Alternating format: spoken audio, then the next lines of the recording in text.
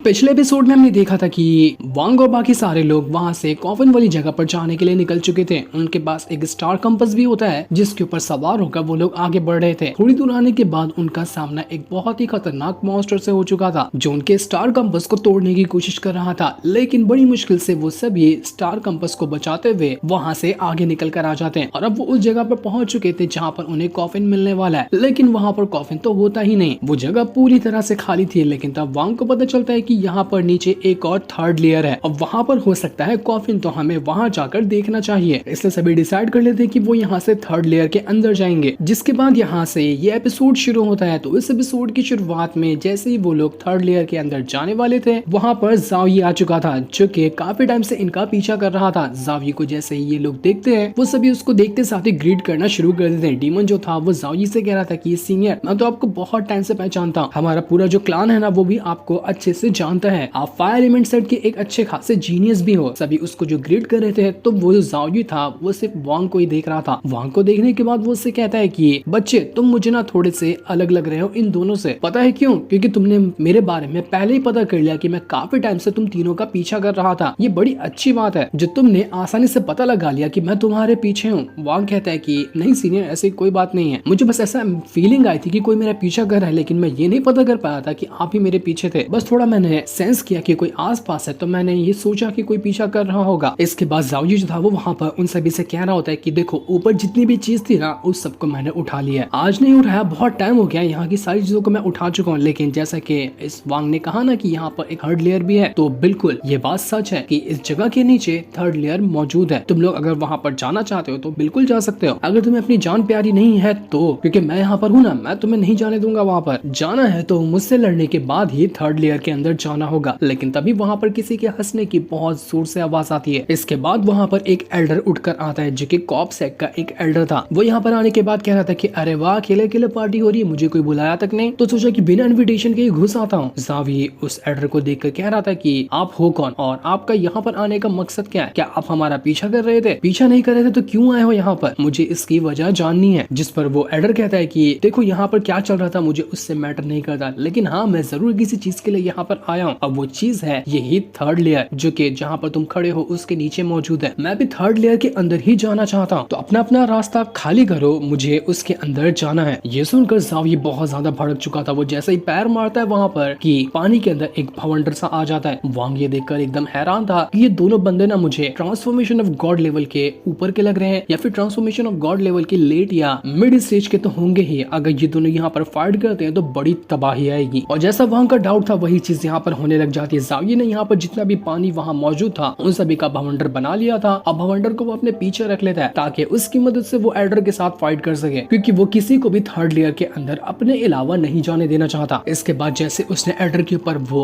भवंडर की मदद से अटैक किया था, एल्डर इस अटैक से आसानी के साथ बच जाता है। वो दोनों एकदम भड़क चुके थे और एक दूसरे के साथ फाइट करने के लिए रेडी थे। रेड बटरफ्लाई जब ये देख रही थी तो वो हैरान हो जाती है कि ये तो बहुत खतरनाक फाइट है, ये लोग यहाँ पर ऐसे फाइट करेंगे तो ये पूरी जगह बर्बाद हो जाएगी, तो यहाँ पर हमें कुछ मिलेगा ही नहीं, यहाँ पर आना भी हमारा वेस्ट ही हो जाने वाला है। तो आखिर हम इन लोगों को ऐसे ये चीज बर्बाद होने तो नहीं दे सकते। इसलिए रेड बटरफ्लाई वहां से आगे भाग जाती है। क्या पता शायद वो थर्ड लेयर के अंदर ही जाने की कोशिश कर रही होगी। डीमन वांग से कह रहा था कि वांग, क्या तुम यहाँ पर से रिटर्न जाना चाहते हो या फिर तुम भी थर्ड लेयर के अंदर जाने की कोशिश करोगे? जैसा तुम्हारा फैसला है, मैं भी तुम्हारे फैसले के साथ ही रहूंगा। वांग कहता है कि मुझे तो नहीं पता कि ये दोनों है कौन, क्या तुम मुझे डिटेल में इनके बारे में बता सकते हो? डीमन वहां पर वांग से कह रहा था कि मुझे तो नहीं पता कि ये जो दूसरा वाला एल्डर है वो कौन है, हो सकता है कि वो कॉप सेक्ट से आया हुआ होगा, लेकिन ये जो जाओयी है ना, ये बहुत ज्यादा खतरनाक बंदा है। इसकी पावर का तुम अंदाजा भी नहीं लगा सकते, काफी ज्यादा तबाही मचा कर रखी है इसने यहाँ पर। इसका सब कुछ तो नॉर्मल है, लेकिन सबसे बुरी आदत इसकी वही है कि इसको लाशों से बहुत ज्यादा प्यार है। ये खाली लाशों को ही अपने पास रखता है। वो एकदम मन दबा कर यहाँ पर वांग से ये बात कह रहा था कि अगर किसी और ने सुन लिया ये बात को तो जावी उसको नहीं छोड़ेगा। वांग भी ये सुनकर एकदम हैरान रह गया था कि आखिर ये किस तरह की आदत है जिसमें को लाश ही रखना अपने पास इतना ज्यादा पसंद है। डीमन कह रहा था कि हमें सावधानी बरत, अगर इनका ध्यान हमारे तरफ आया तो बहुत बड़ी गड़बड़ हो जाएगी। वांग को तो अलग ही चीज की टेंशन हो रही थी कि अगर यहाँ पर ये दोनों ऐसे ही फाइट करते रहे तो हम लोग तो खत्म होंगे, पूरा का पूरा फ्रैक्शन ही डिस्ट्रॉय हो जाएगा। तो इसलिए जितना हो सकता है उतना फायदा पहले ही निकाल लिया जाए। इस वजह से वो डीमन के साथ सीधा का सीधा वो जो थर्ड लेयर था वहां पर जाने के लिए निकल जाता है। रेड बटरफ्लाई और वो तीनों अब तालाब के नीचे जा चुके थे जहाँ पर वांग के हिसाब से थर्ड लेयर होने वाला है। थर्ड लेयर में आने के बाद उन्हें काफी सारे स्पिरिचुअल क्रिस्टल क्रिस्टल दिखाई देते हैं जो कि हर तरफ ऐसे ही बिखरे हुए थे और उनके अंदर से बहुत ज्यादा पावर भी बाहर निकल रही थी, मानो कि ये जगह पूरी तरह से सिर्फ क्रिस्टल से ही बनी हुई है। वहीं की एक जगह पर रेड बटरफ्लाई आराम से अपना बैठकर कल्टीवेशन कर रही थी क्योंकि उन दोनों से पहले ये यहाँ पर आ चुकी थी। थोड़ी देर बाद वांग और डीमन भी यहाँ पर आकर पहुंच जाते हैं। उनके पास जो भी चीज थी जिसके अंदर वो सेलेस्टियल एनर्जी को कलेक्ट कर सकते हैं, उसके अंदर वो सेलेस्टियल एनर्जी को कलेक्ट कर रहे होते हैं। जो भी चीज उनके पास थी उसके अंदर बहुत ही ज्यादा एक के बाद एक करते हुए सेलेस्टियल एनर्जी जा रही थी। वांग भी यहाँ पर एक जगह पर बैठ जाता है और उसके पास जो एक लकड़ी का टुकड़ा था जिसको उस डिसाइपल ने वांग को दिया था, तो उसकी मदद से वो भी सेलेस्टियल एनर्जी को कलेक्ट करने लग गया था। ये उतना ज्यादा हाई तरीके से तो एनर्जी कलेक्ट नहीं कर रहा था लेकिन काम चलाने के लायक का जरूर था। जब यहाँ पर आसपास का ऑरा चेक करता है तो उसको पता चलता है कि यहाँ का जो सेलेस्टियल एनर्जी है वो बाहर की सेलेस्टियल एनर्जी से भी काफी ज्यादा है। इस वजह से वो जितना हो सकता था उतनी ही एनर्जी को कलेक्ट करने के लिए लग गया था, लेकिन वो यहाँ पर अपनी एनर्जी को कलेक्ट ही कर रहा होता है कि तभी वहाँ पर ज़ावी और वो एल्डर दोनों आ चुके थे। वो लोग फाइट करते हुए यहाँ तक के पहुंच चुके थे। उनकी फाइट इतनी खतरनाक थी कि यहाँ पर जितनी भी चीज थी वो सभी टूटने फूटने लग जाती है। ज़ावी उस एल्डर से पूछा था कि आखिर तुम मेरा पीछा क्यों कर रहे हो, तब से तुम मेरे ही पीछे क्यों पड़ गए, तुम्हें कोई दूसरी रास्ता नहीं दिखाई देता क्या? जिस पर एल्डर कहता है कि हाँ मैं तेरे पीछे ही पड़ूंगा ना, क्योंकि मैं तुझे मारने वाला, तुझे मारना चाहता हूँ तो मैं तेरे पीछे ही पड़े रहूंगा। तब ये सुनकर ज़ावी को गुस्सा आ जाता। वो और ज्यादा जितने भी आसपास क्रिस्टल वगैरह मौजूद थे उन सभी को